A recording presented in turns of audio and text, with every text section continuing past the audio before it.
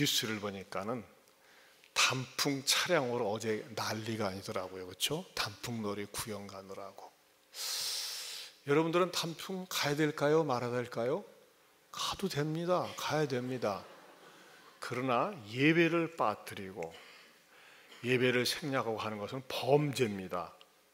적어도 그리스도인들은 꼭 주일 성수를 해야 됩니다. 주일날 와서 하나님 앞에 예배를 드리는 것이 1순위고 우선순위가 된다고 하는 것입니다. 저도 한 번씩 단풍을 갈 때마다 그 아름다움과 참 기가 막힌 감동을 보면서 저 속에 담겨져 있는 성경 속의 진리가 무엇인가 이렇게 쭉 묵상을 해왔습니다. 하나님께서 주신 이 자연세계 일반 은총을 통해서 주시는 뭔가 영적인 계시의 말씀이 있을 텐데 하면서 묵상을 하다가 하나님이 이번에 좀 깨닫게 해주시면서 아하, 단풍 속에 깃든 진리가 있구나 하면서 말씀을 준비했습니다. 오늘 설교 제목이 뭐라고요? 단풍 볼 때마다 떠오르시라고. 단풍 속에 깃들여져 있습니다. 자, 우리나라는 단풍이 어디서부터 시작됩니까? 보통 설악산에서부터 시작이 됩니다. 설악산에서 여의 땅 하고 출발하면서 오대산, 태백산, 북한산, 월악산, 속리산, 그리고 지리산, 내장산에서 그냥 화려한 그 잔막을 펼치면서 마감이 되지요. 또 뭐 거기까지 가지 않아도 뭐 대둔산이나 근처의 산에 가도요, 뭐 단풍나무들을 보면서 감동을 받을 수 있습니다. 혹시 단풍에 대해서 모르는 분을 위해서 사진 한 장 준비했습니다. 단풍이 뭘까? 잠깐 사진을 잠깐 보여주시기 바랍니다. 나오세요. 네. 참 너무 좋죠. 또 예배 드리다 말고 마음부터 거기 가지 마시고. 자, 그만 보여주세요. 자, 단풍 속에는 어떤 진리가, 이 기독교의 진리가 담겨져 있을까요? 첫째는 단풍 속에는요, 비움의 진리가 있습니다. 비움의 진리. 가을이 되면요, 나무는 스스로 월동 준비에 들어가려고 합니다. 나무 자체가 영양 공급을 충분히 공급받을 수 없는 겨울을 나야 하기 때문에 그렇죠. 주변의 환경이 영양분이 불충한데도 불구하고 여름처럼 말이죠, 나뭇잎이 딱 달라붙어 있으려고 하면 나무와 나뭇잎 다 그냥 말라 죽습니다. 얼어 죽습니다. 이듬해에 봄에 새싹을 피우기 위해서는 꼭 반드시 거쳐야 되는 과정이 있는데, 본나무 가지로부터 줄기로부터 어떻게든지 영양분을 아끼고 나무가 살기 위해서 해야 되는, 반드시 해야만 되는 그러한 것이 남아 있습니다. 그것은 뭐냐면 나뭇잎과 가지 사이에 떨겨층이라고 하는 것이 형성되어진다고 하는 것입니다. 이 떨겨층이, 여러분 나무곳에 떨겨층이 다 있어요. 떨겨층, 나뭇잎을 떨구려고 하는 것이 떨겨층이에요. 근데 잘 떨어지지 않으니까 막 떨면서 떨어뜨리려고 붙어 있는 것이 떨겨층이라고 하는 것입니다. 그런데 이게 형성이 되면, 떨겨층이 형성이 되면 나뭇잎은 이 뿌리에서부터 쭉 수액을 빨아 올려야 되는데 충분한 물 공급을 받지 못하게 됩니다. 그런데도 불구하고 이 나뭇잎한테는 뭐가 공급은 됩니까?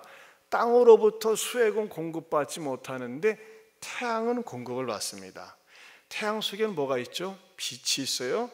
빛이 나뭇잎에 전달되면서 일으키는 현상이 있어요. 그걸 뭡니까? 소위 광합성이라고 합니다.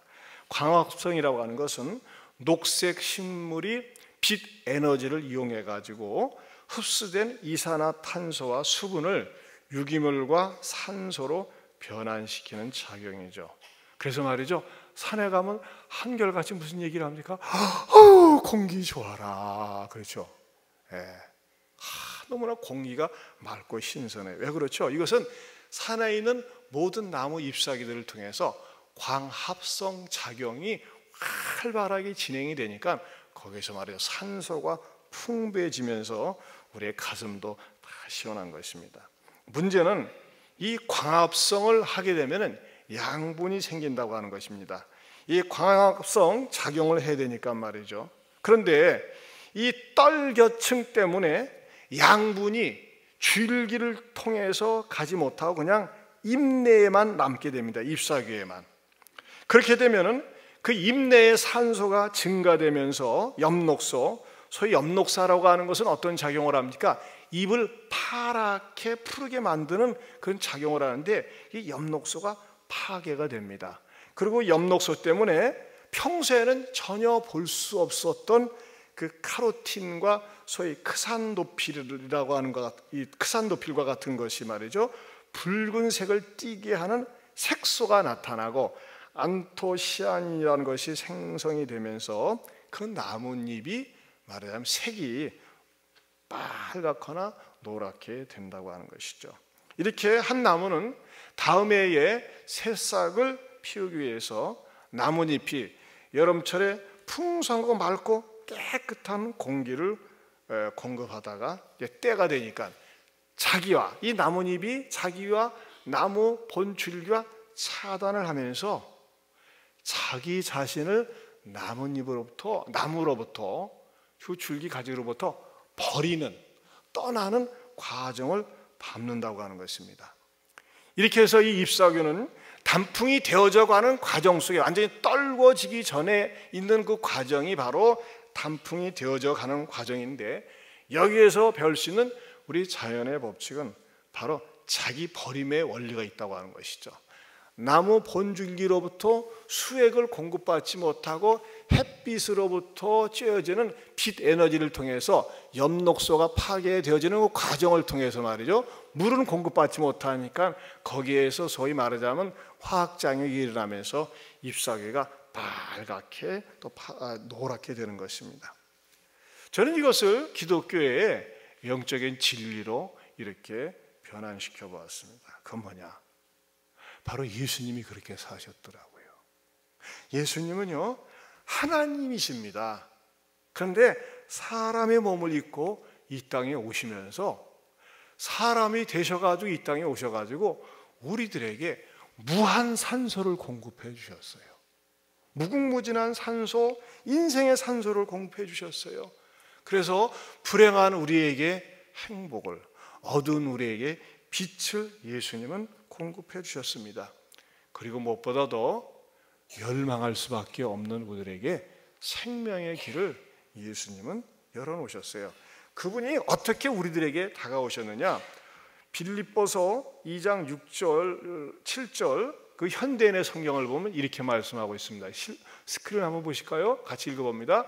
그분은 원래 하나님의 모습을 지니고 계셨지만 하나님과 동등하게 되려고 생각하지 않으시고 오히려 자기의 모든 특권을 버리시고 종의 모습으로 사람들과 같이 되어.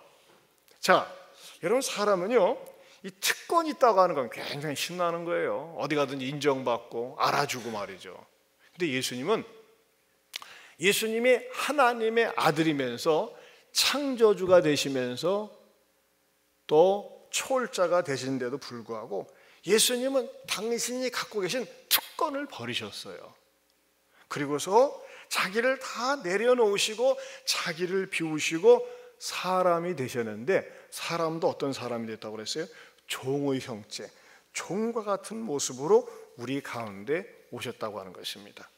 만약에 예수님이 나는 사람이 되기 싫습니다, 나는 그냥 하나님으로서 그냥 존재하고 싶다고 하면서 예수님이 사람이 되는 것을 거부했다면 어떠한 현상이 우리 인간에게 주어졌을까요?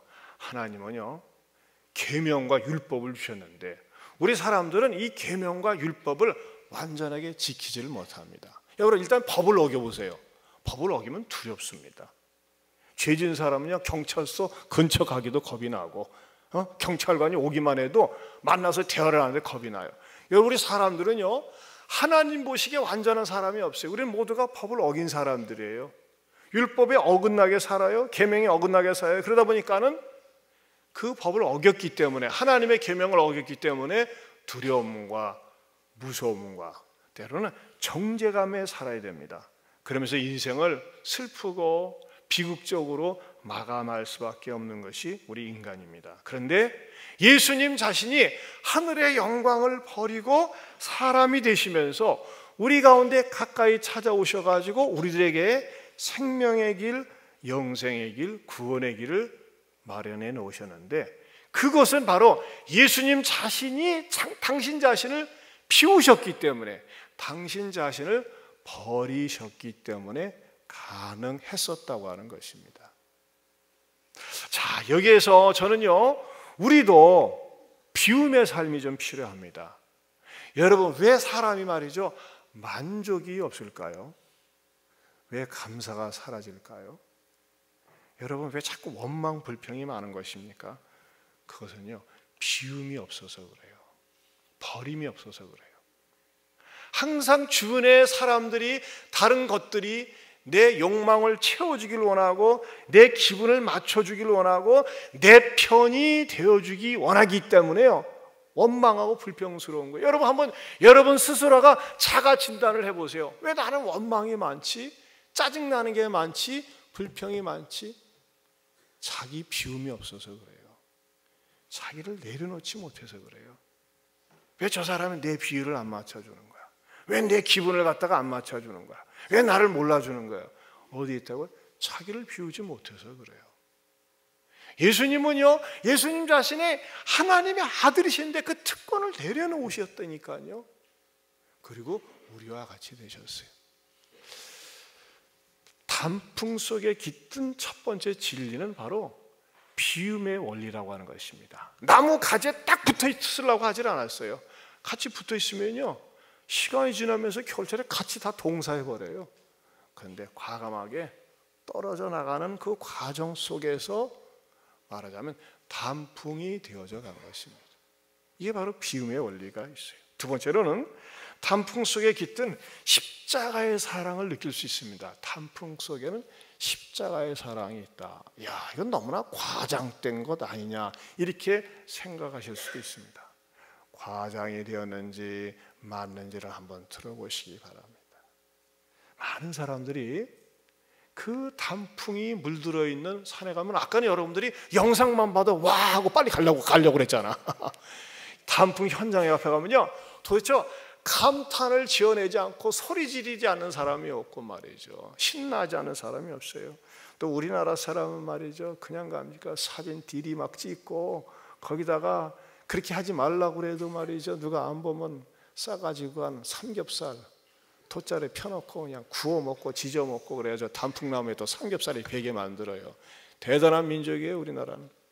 이렇게 단풍나무 앞에서 즐거워하고 기뻐하고 환호성을 지릅니다. 이 단풍나무가 만들어진 것이 자기 버림과 희생을 통해서 만들어진 줄 모르고 그냥 기뻐하고 즐거워합니다. 그런데 예수님도 그러하셨어요.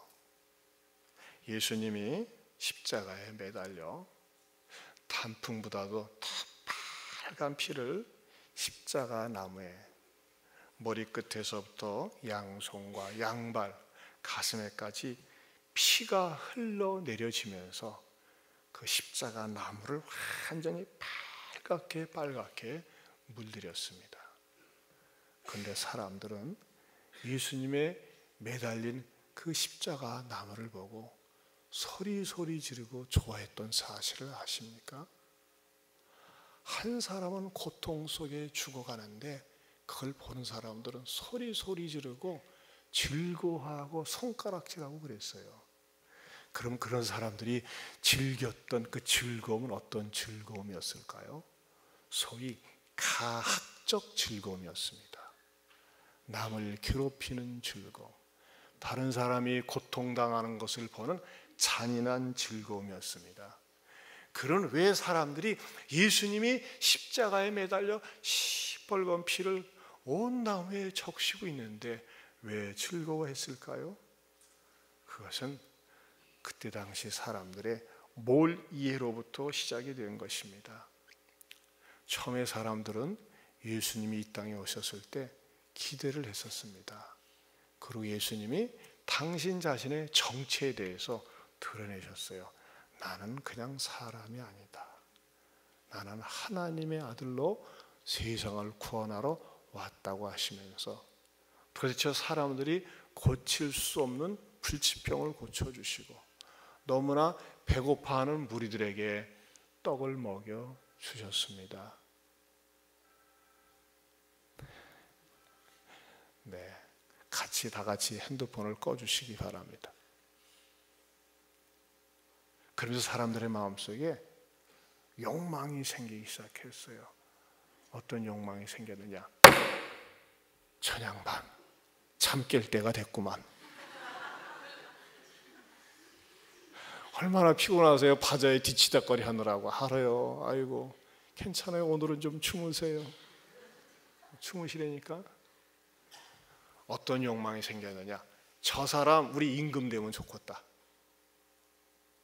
우리의 욕구를, 우리의 육신의 욕망을 능히 채워줄 수 있는 진짜 왕이다 하면서 말이죠, 예수에게 이 지상의 임금이 되어달라고, 우리의 욕구를 채워달라고 막 쫓아다니면서 사람들이 아우성을 쳤습니다.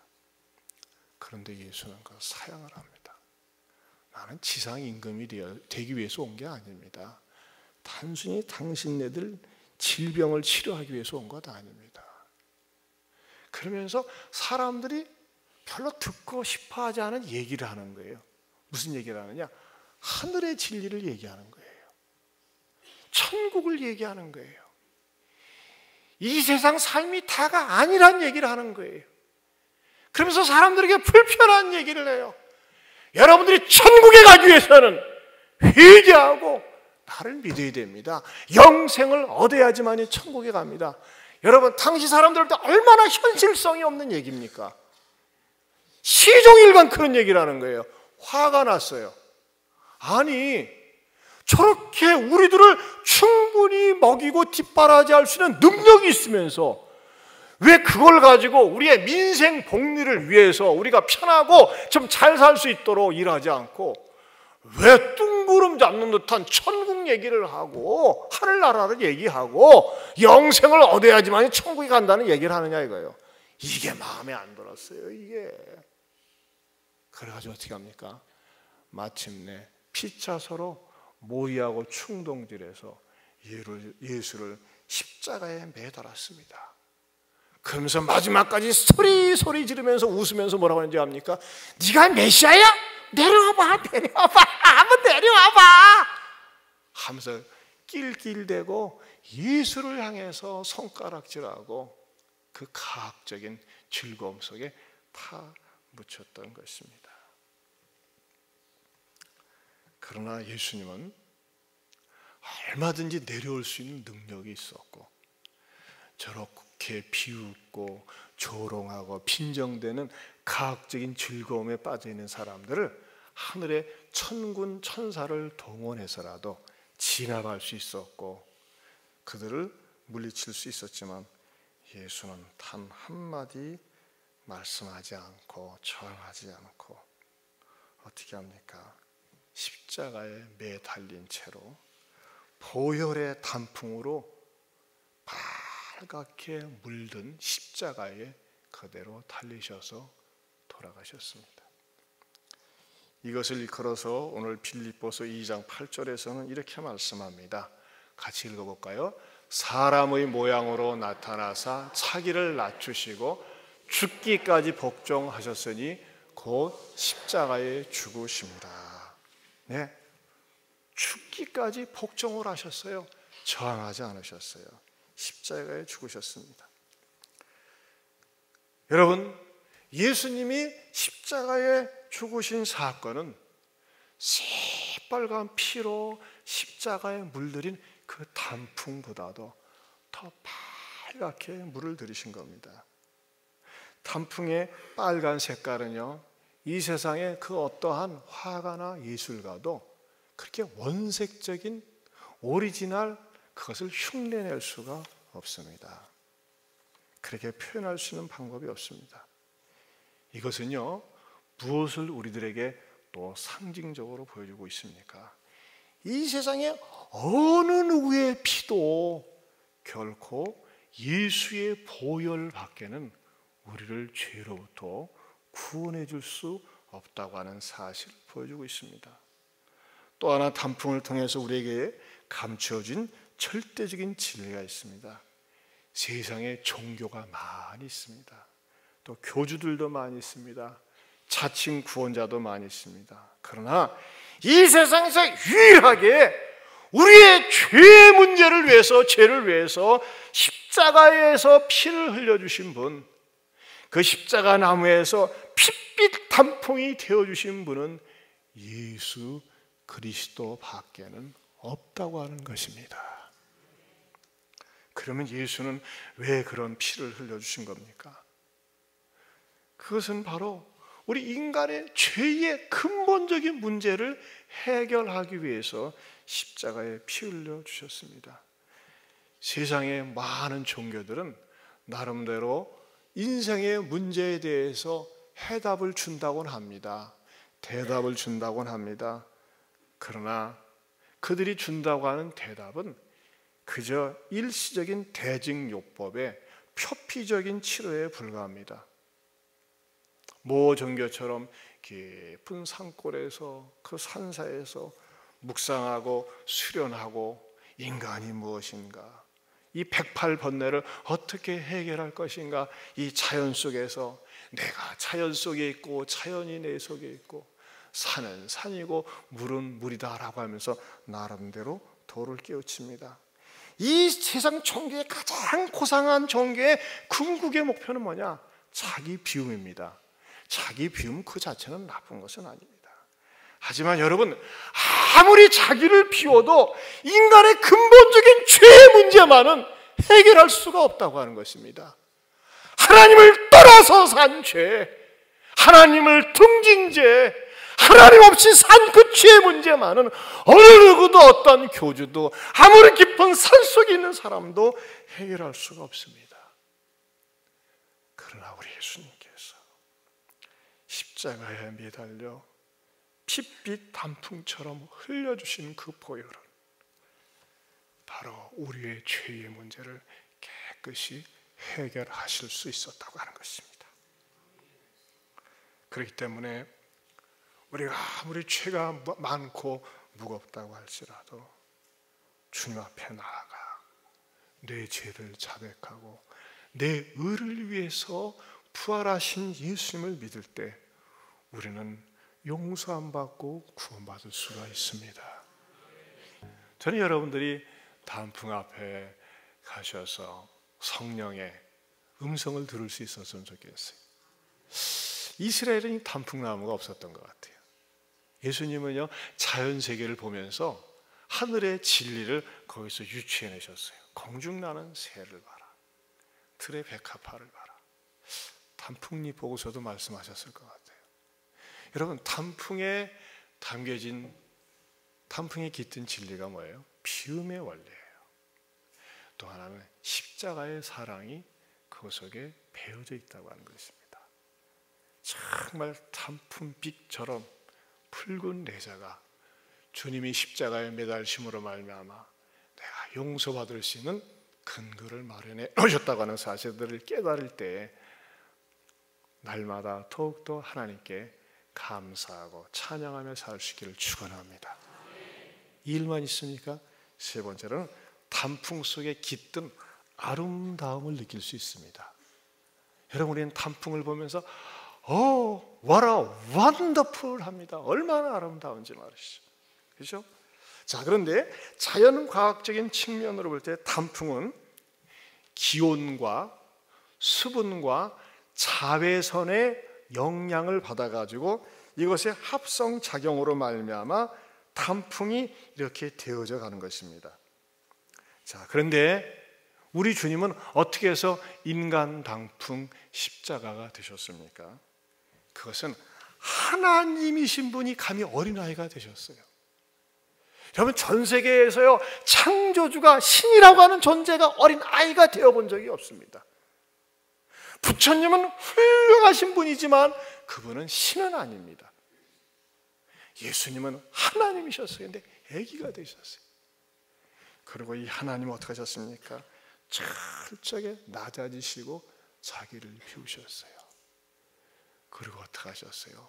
마침내 십자가에 비참하게 피를 흘리시면서 돌아가셨어요. 여러분, 만약에 이것으로만 끝난다면 우리는 단풍나무 앞에서 슬프고 속이 상하고 아쉬울 거예요. 그런데 기온과 수분과 자외선의 그 영향으로 단풍이 된 것처럼 우리 주님은 당신 자신의 비움과 고난과 십자가로 말미암아 시뻘건 단풍나무 십자가가 되었지만은 우리 성부 하나님께서 우리 예수님에게 그 십자가 사건을 통해서 낮아지심과 고난과 십자가 사건을 통해서 아름다움을 주셨어요. 아름다움을. 그 아름다운 영광을 주셨습니다. 그 아름다운 영광의 첫 번째가 뭡니까? 최고의 명예를 허락하셨어요. 9절을 보겠습니다. 같이 봅니다. 이러므로 하나님이 그를 지극히 높여 모든 이름 위에 뛰어난 이름을 주사. 여러분, 전 세계 어느 종교에도 어느 한 개인의 이름에 대해서 그렇게 칭송하고 영광을 돌리는 노래가 없어요. 그런데 우리 기도의 교회는요, 예수님의 이름을 높이는 찬양이 얼마나 많은지 몰라요. 왜 그렇죠? 예수님은 영광을 받으시기에 합당하시기 때문에 그렇습니다. 그래서 우리 찬송가 가운데서도 36장 주 예수 이름 높여 우리 한번 1절만 불러보겠습니다.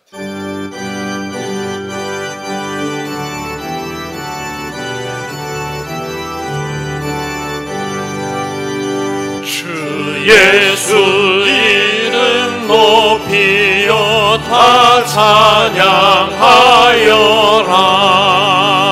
금면류관을 들여서 만유의 주 찬양.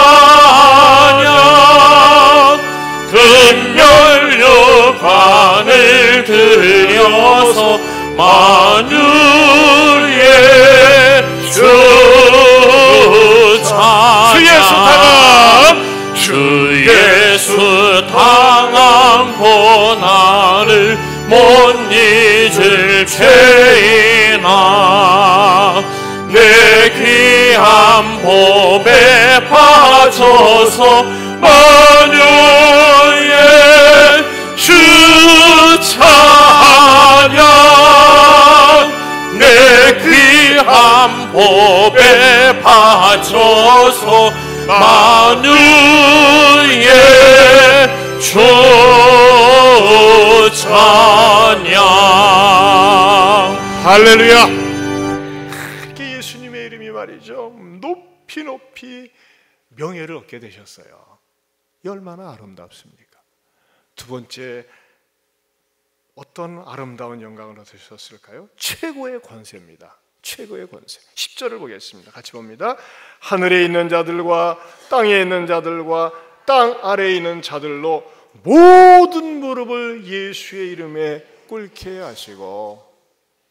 여러분 두고 보세요. 그런 일이 반드시 일어납니다. 대통령이나 왕이나 권력자나 아무리 부유한 자라도 우리 예수님 언젠가 재림하실 때 모든 무릎이 상천하지에 있는 모든 만물이 예수님께 무릎을 꿇습니다. 여러분, 누구 앞에 무릎을 꿇는다는 건 뭐예요? 그 사람의 권위 앞에 엎드린다는 거 아니겠어요? 예수님께 무릎을 꿇게 되었어요. 이것은 무엇을 가르쳐 줍니까? 예수님이 최고의 권세를 얻으셨다는 것입니다. 세 번째로 하나님께서는 우리 예수님에게 최고의 영광을 주셨습니다. 11절을 보겠습니다. 같이 봅니다. 모든 입으로 예수 그리스도를 주라 신하여 하나님 아버지께 영광을 돌리게 하셨느니라. 예수님을 주로 신하지 않으면 구원받을 수 없도록 우리 하나님 아버지는 예수님을 영광스럽게 만들어 놓으셨습니다. 영광스러운 분이 되게 하셨어요. 그렇다면 사랑하는 성도 여러분, 우리는 어떻게 해야 될까요? 여러분, 우리가 이 땅에 살면서요, 하나님을 믿는 사람들은 자꾸 자기를 비워야 됩니다. 욕망으로부터 비우고, 탐욕으로부터 비우고, 인간적인 것을 자꾸 비워야 돼요. 그리고 중요한 두 번째 원리가 있습니다. 십자가의 죽음을 경험해야 됩니다. 내 자아가 죽어야 됩니다. 여러분, 사람과 사람을 만나서 무엇에 우리는 매력을 느낄 수 있습니까? 저 사람 돈 많대, 공부 많이 했대, 얼짱이네, 잘생겼대. 그러면 좋겠다, 부러움을 느낄 수 있습니다. 예쁜 사람 보면 예쁘다는 걸 느낄 수 있습니다. 하지만 여러분, 아름다움은요, 내면의 세계로부터 흘러나오는 것입니다. 전도를 하다가 어떤 분을 만났습니다. 누구에 대해 얘기합니다. 그분이요, 완전히 달라졌어요. 혈기만이 부리던 사람이 혈기가 죽었고요. 그렇게 인간적이고 탐욕스러운 사람이 남한테 베풀 줄 알고요. 옛날엔 그렇게 사람이 옹졸했는데요, 마음이 넓어졌어요. 그것이 아름다움입니다. 여러분, 그리스도인들이 세상 사람들에게 아름다움을 보여줘야 돼요. 그런데 우리는 어떻습니까? 예수 믿는 거 따라 있고 아름다움이 없을 때, 그것은 진정한 그리스도인의 모습은 아닙니다. 여러분, 우리 예수님은요, 단풍처럼, 단풍나무처럼 당신을 완전히 피우셨어요. 그런 나와 여러분의 죄를 위해서 아낌없이 피를 흘려주셨어요. 그러면서 영광을 얻었습니다. 우리가 세상에 나가서 어떤 모습으로 비춰져야 될까요? 단풍 구경 가십시오. 그러나 그걸 보면서, 그걸 보고 그냥 소리만 지르는 것이 아니라, 주님, 나도 나를 피우길 원합니다. 나도 십자가에 내 자아가 죽길 원합니다. 그러면서 사람들이 내가 말하는 것을 볼 때, 나를 볼 때 그리스도인의 아름다운 모습을 사람들이 느낄 수 있기를 원합니다. 여러분들은 어떻게 살길 원하십니까?